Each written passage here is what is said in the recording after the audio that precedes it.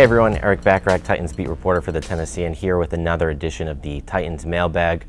Flying solo this week, our columnist Joe Rexrode is still in Dallas, taking a light flight back from the Monday Night Football game. So it's just me this week. But yeah, let's get right into it.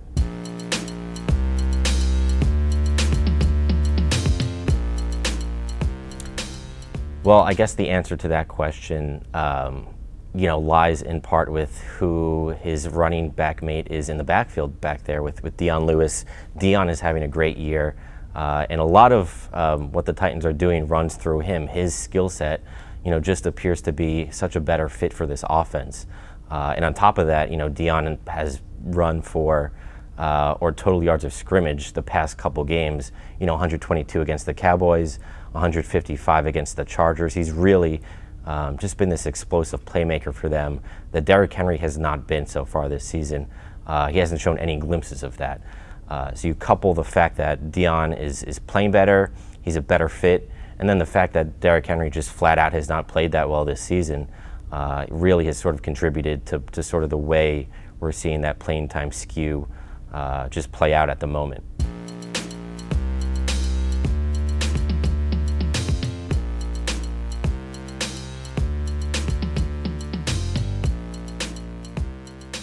Yeah, so I don't think it was such a coincidence that you had Dennis Kelly come in and the offensive line started to play better, just because Dennis Kelly had a better game than Jack Conklin the other night.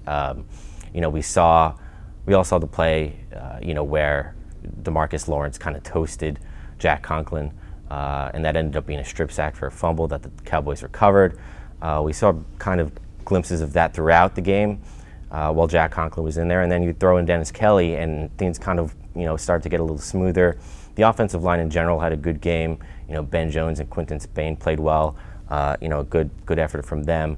But yeah, Dennis Kelly is sort of just that reliable plug-in tackle that they have.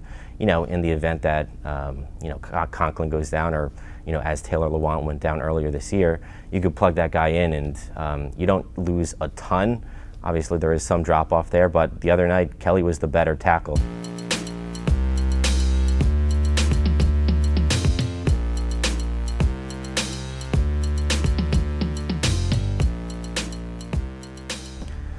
So injury updates.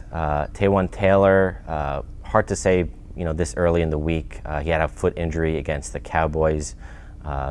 He's probably day-to-day at this point. We'll see how he fares in the practice week. But yeah, the Titans are really thin at receiver, so it's not like Taylor is lighting it up out there, but any absence at that position is a big one. So we'll keep an eye on him. And Jack Conklin right now is in concussion protocol, so probably even early in the week, probably a long shot for Sunday.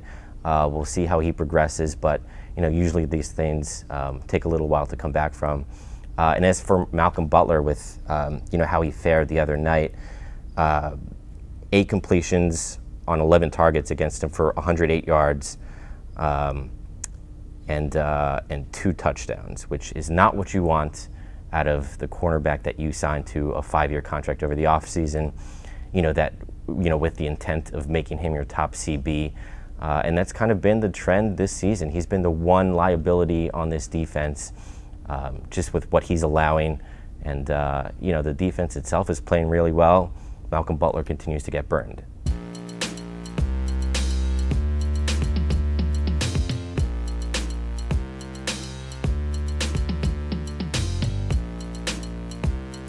So I don't think Mike Vrabel will bench Malcolm Butler this week, just based on what he said at his Tuesday press conference. He was asked specifically just about Butler and his role right now with the team, if maybe LaShawn Sims might replace him at cornerback, and he said, he doesn't think so. He said Butler's been a better practice guy, and just basically implied that they're better off with Butler back there, which honestly is kind of hard to say at this point, just because you look at the alternative, and anyone else would probably be at least on par with what Butler is doing. He's allowed 7 touchdowns this season, which is just an incredible number when you consider the fact that the Titans have allowed 17.6 points per game on the season, which is the best mark in the NFL. Imagine you take out those 7 touchdowns from that mark and just how good that number looks. So he's been the one liability on defense. To me, I think he's a guy that should be benched in favor of a LaShawn Sims type. Again, Mike Vrabel kind of stressed that wasn't the direction he was looking in right now. We'll see if that's the case. Again, this is a guy that John Robinson brought in, for over $60 million at 5 years. So that factors in as well, and it would be quite something for that to come this week as far as benching against the Patriots. But yeah, I would bench him. I don't think that's what's going to happen. Okay. So that does it for this edition of the Titans Mailbag. Thanks so much for watching. As always, you could send questions to myself. My email is ebackrack@tennessean.com, or columnist Joe Rexroad, jrexroad@tennessean.com, and maybe we'll answer your question next week. Thanks for watching.